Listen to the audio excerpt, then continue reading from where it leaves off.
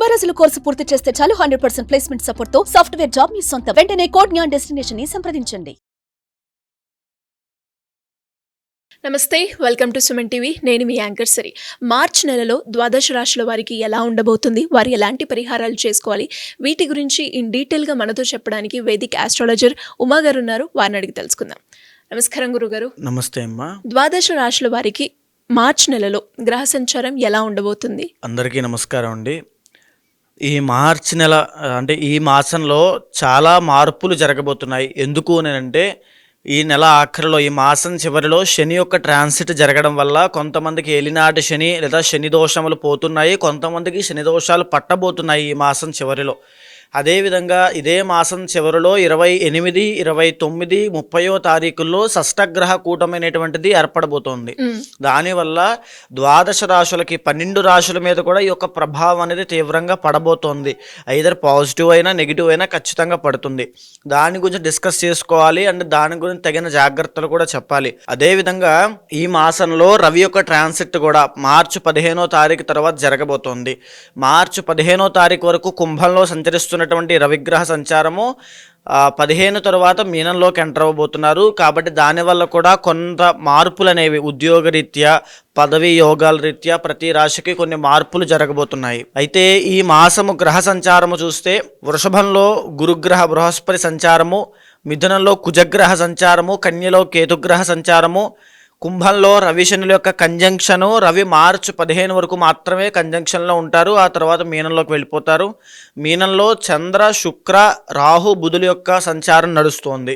March నెలలో మీనరాశి వారికి విద్యాపరంగా, ఆరోగ్యపరంగా, వ్యాపారపరంగా ఎలా ఉండబోతుంది, వారు ఎలాంటి పరిహారాలు చేసుకోవాలి గురుగారు? మీనరాశి వాళ్ళకి ఈ మార్చి మాసంలో కేవలం 1 లేదా 2 గ్రహాలు మాత్రమే యోగిస్తున్నాయి.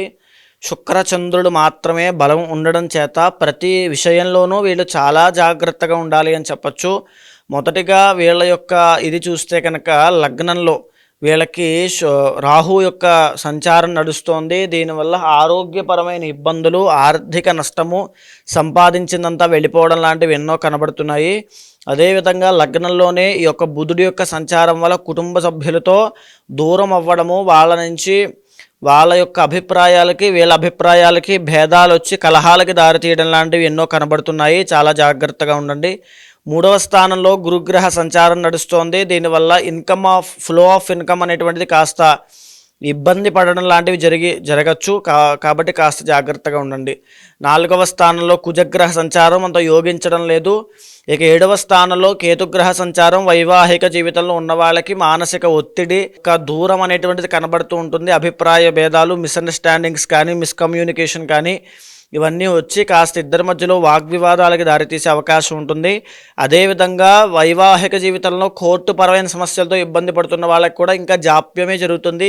ఈ మాసమే ఒక కొలిక్కి వచ్చే అవకాశం ఏమీ కనబడట్లేదు. 12వ స్థానంలో రవి శనుల యొక్క సంచారం నడుస్తున్న కారణంగా ఆరోగ్యం పట్ల ప్రత్యేకమైన శ్రద్ధ ఖచ్చితంగా అవసరము. ఏలినాటి శనిలో ఉన్నారు కాబట్టి డబ్బులు విపరీతమైన ఖర్చు అవుతూ ఉంటాయి. లేనిపోని అపనిందలు, అవమానాలు, అనుమానాలు లాంటివి మీ మీద అభియోగాలు మోపడం వల్ల ఎంతో మనోవిచారం అనేటువంటిది ఎక్కువ అవుతుంది. చంద్రబలము మొదటి 10 రోజుల్లో ఉంది కాబట్టి కాస్త మనోధైర్యంతో ముందుకు వెళ్ళే అవకాశం కూడా ఉంటుంది. మానసిక ధైర్యాన్ని పెంచుకుని మీ ప్రయత్న బలాన్ని పెంచినట్లయితే తప్పకుండా గొప్ప విజయాన్ని, ఆకస్మిక ధన లాభాలని, వస్త్ర లాభాలని, సువర్ణ లాభాలని, వాహన సౌఖ్యాన్ని ఖచ్చితంగా చూస్తారు. ఈ యొక్క మాసంలో శుక్రబలం ఉంది కాబట్టి విందు వినోద కార్యక్రమాల్లో పాల్గొనడము, శుభకార్యాల్లో పాల్గొనడము, లేకపోతే తీర్థయాత్రలకు వెళ్ళడం లాంటివి, ఈ యొక్క లాంగ్ ట్రిప్స్ వేయడం లాంటివి జరిగే అవకాశం ఉంటుంది. ప్రేమ వ్యవహారాల్లో విజయం పొందే అవకాశం ఉంది. మిగతా అన్ని ఆస్పెక్ట్స్ ఆఫ్ లైఫ్లోనూ ఇబ్బందులు ఉన్నాయి కాబట్టి ఇంటర్నల్ జాతకం ఖచ్చితంగా చాలా అవసరము. ఎందుకనంటే జరిగినటువంటి 2 సంవత్సరాలుగా వీళ్ళు ఏలినాటి శని బాధతో బాధపడుతున్నారండి. ఇప్పుడు జరగబోయేటువంటి రోజుల్లో మార్చి 30వ తారీఖు తర్వాత శని ట్రాన్సిట్ అవ్వబోతోంది. అయిన తరువాత వీళ్ళకి శని లగ్నంలోకి రాబోతున్నాడు. మీనంలోకి వచ్చిన తర్వాత జన్మశని ప్రారంభమయ్యి జన్మస్య దేహ కష్టము అన్నట్టుగా ఆరోగ్యపరమైన ఇబ్బందులు ప్రారంభం అవుతాయి. ఊపిరితిత్తుల దగ్గర నుంచి మోకాళ్ళ వరకు వచ్చేటువంటి ఆరోగ్య సమస్యలు తీవ్రమయ్యి వాటి విషయాల్లో ఇబ్బంది పడే అవకాశం ఉంటుంది. చాలా జాగ్రత్తగా ఉండాల్సినటువంటి సమయం ఇది. దీంతో పాటుగా ఈ మాసం చివరిలోనే షష్టగ్రహ కూటమి వీళ్ళకి మీనంలోనే పట్టడం వల్ల వీళ్ళు ఎన్ని రకాలుగా ప్రయత్నం చేసినా అభివృద్ధి చెందాలని అవన్నీ కూడా ఇబ్బంది పడే అవకాశాలు ఉంటాయి. మీనరాశి వాళ్ళకి ఇది ఒక హెచ్చరిక ఏమిటంటే జాగ్రత్త కోసము ఎలాంటి బిజినెస్ ఇన్వెస్ట్మెంట్స్ కూడా ఈ సమయంలో మీరు చెయ్యొద్దు. ఎలాంటి విషయాల్లోనూ కూడా ఇప్పుడు తలదూర్చొద్దు. ఎలాంటి విషయాల్లోనూ ఇన్వాల్వ్ అవ్వద్దు. ప్రత్యేకమైన ఆరోగ్య శ్రద్ధ ఖచ్చితంగా తీసుకోవాలి. టైం టు టైం ఫుడ్ తినండి, టైం టు టైం పడుకోండి, టైం టు టైం స్లీప్ ఖచ్చితంగా అవసరము. ఈ మాసం అంతా కూడా ఎలాంటి ఆరోగ్య సమస్య లేకుండా ప్రశాంతంగా నిర్మలంగా సాగింది అంటే గొప్ప అదృష్టవంతులని చెప్పచ్చు. అది కాకుండా ఏదైనా ఒక చిన్న ఆరోగ్య సమస్య ఇబ్బంది పెట్టినా మీరు ఆ దోషానికి ఇబ్బంది పడుతున్నారనే కారణం అవుతుంది. కాబట్టి చాలా జాగ్రత్తగా ఉండండి. మీ రాశిలోనే షష్టగ్రహ కూటమి పడుతోంది. విదేశీ యోగాలు ఎవరైనా వెళ్ళాలి అనుకుంటే విదేశాలకి ప్రస్తుతానికి మానుకోవడం చాలా అవసరము మీ జాగ్రత్త కోసము. తరువాత ఎవరైనా సరే విదేశాల్లో ఉంటూ మాకు ఉద్యోగం లేదండి, వ్యాపారం విషయంలో మాకు దెబ్బతిన్నాం అనుకుంటే కనుక ఇప్పుడు కూడా కాస్త సైలెంట్గా ప్రశాంతంగా ఉండండి. సేఫ్ సైడ్ చూసుకోండి. ఇంటర్నల్ జాతకం తప్పకుండా చూసుకోండి. జాతకంలో యోగాలు ఉంటే ఓవర్కమ్ అవుతారు, లేకపోతే అక్కడ ఆగిపోయే అవకాశాలు ఉంటాయి. చాలా కేర్ఫుల్గా ఉండాలి. దీంతో పాటుగా శని రాహుల కంజంక్షన్ కూడా వీళ్ళకి రాబోయే రోజుల్లో ఈ షష్టగ్రహ కూటమి వల్ల పడుతోందని దీర్ఘకాలిక ఆరోగ్య సమస్యలు వీళ్ళకి పట్టబోయే అవకాశాలు కనబడుతున్నాయి. కాబట్టి చాలా జాగ్రత్తగా ఉండండి ఆరోగ్యం పట్ల. ఇకపోతే వచ్చిన డబ్బుని సద్వినియోగం చేసుకునేలాగా, వచ్చిన డబ్బుని దాచుకునేలాగా, సేవ్ చేసుకునేలా చూసుకోండి. లేకపోతే విపరీతమైన ఖర్చులకి దారి తీస్తాయి. కాబట్టి వెరీ కేర్ఫుల్గా ఉండండి. ఎలాంటి పరిహారాలు చేసుకోవాలి గురుగారు? వీళ్ళు ఖచ్చితంగా ఇంటర్నల్ జాతకం చూసుకుని తగినటువంటి శాంతి పరిహారములు, పూజలు కానీ, హోమాలు కానీ, జపాలు కానీ, జప హోమార్చనాభిషేక విధి అన్నట్టుగా అవన్నీ కూడా తప్పకుండా ఈ మాసంలో ఖచ్చితంగా ఆచరించి తీరాలండి. జాతకరీత్యా ఎవరికైనా ఎలాంటి సమస్యలు ఎదుర్కొన్నప్పటికీ దానికి తగ్గట్టుగా పరిష్కారాలు చేసుకోవాలి అంటే ఏ విధంగా మిమ్మల్ని అప్రోచ్ అయ్యే ఛాన్స్ ఉందంటారు గురుగారు? తప్పకుండా అమ్మా. ఏదైతే మనం మాస ఫలితములు, వార ఫలితములు, తర్వాత సంవత్సర ఫలితములను మాట్లాడుకుంటున్నామో అది గోచార ఫలితంగా మన మీద 30 నుంచి 45% మాత్రమే ప్రభావితం చూపిస్తుంది.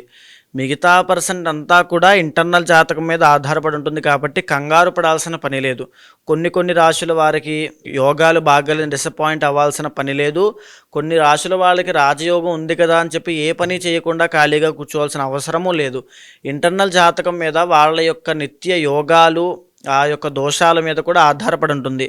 సో ఎవరైనా సంప్రదించాలనుకుంటే కింద కనిపించేటువంటి నెంబర్కి కాంటాక్ట్ చేయండి. తప్పకుండా మా వాళ్ళు మీకు పూర్తి వివరాలు ఇస్తారు. దాన్ని బట్టి తప్పకుండా ఇంటర్నల్ జాతకం చూసి దాన్ని గోచారంతో సమన్వయం చేసి ఏ సమస్యతో మీరు బాధపడుతున్నారో అది తెలుసుకున్న తర్వాత దానికి సరైనటువంటి పరిష్కారము, ఏదైతే పరిహారం పూజలు ఉంటాయో అవి చేయించి తప్పకుండా మీకు ఆ రిజల్ట్ వచ్చేలా చేస్తాను. ధన్యవాదాలు గురుగారు. నమస్తే అమ్మా. సుమన్ టీవీలో మీ పర్సనల్ అండ్ బిజినెస్ ప్రమోషన్స్ కోసం కింది నెంబర్కి కాంటాక్ట్ చేయండి.